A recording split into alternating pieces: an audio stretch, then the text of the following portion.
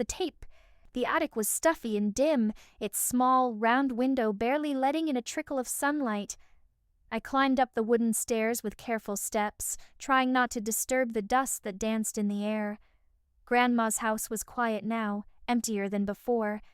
With Grandma gone, Mom and Dad were busy sorting through things, and they'd asked me to look for anything I might want to keep.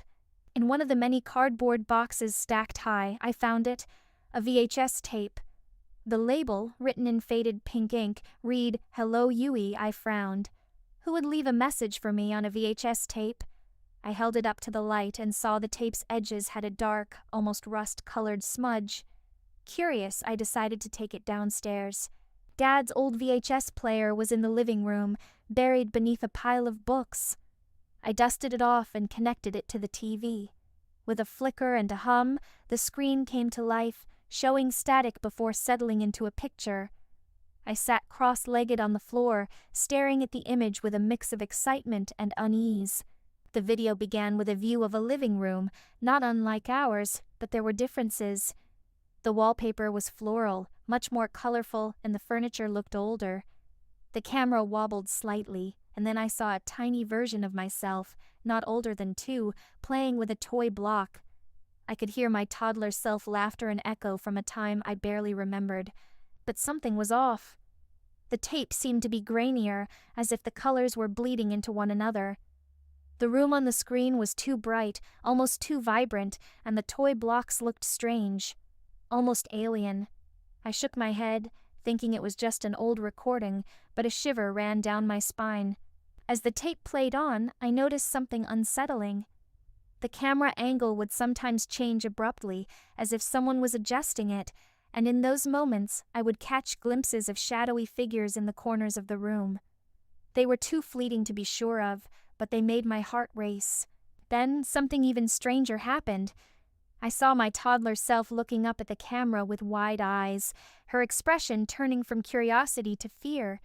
She seemed to be watching something I couldn't see. The tape suddenly went blank, and then there was a brief moment of silence before a new scene began. This time it was my room, my current room, but the furniture was wrong and the walls were painted in eerie, unnatural colors. I blinked and rubbed my eyes, convinced I was imagining things. But when I looked back at the screen, it was still there. I heard a noise behind me, a faint rustling. I turned around, but the living room was empty. The noise came again, closer this time, and I could feel my pulse quicken.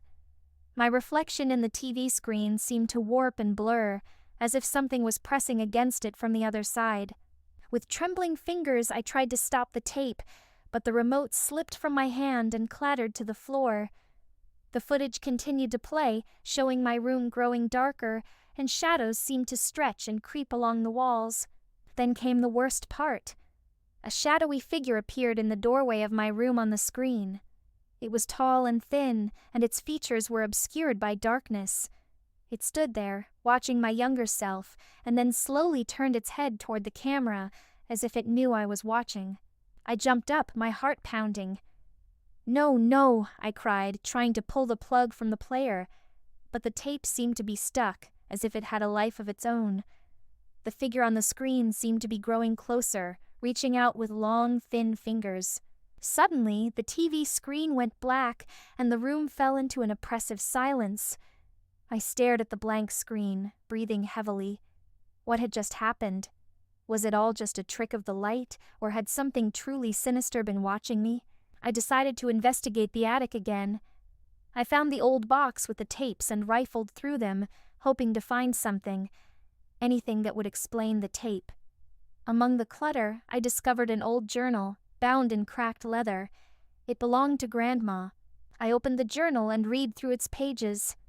There were strange entries, talking about things in the shadows and protecting the family from darkness. One entry, dated the day before I was born, spoke of a ritual involving a VHS to trap the restless spirits.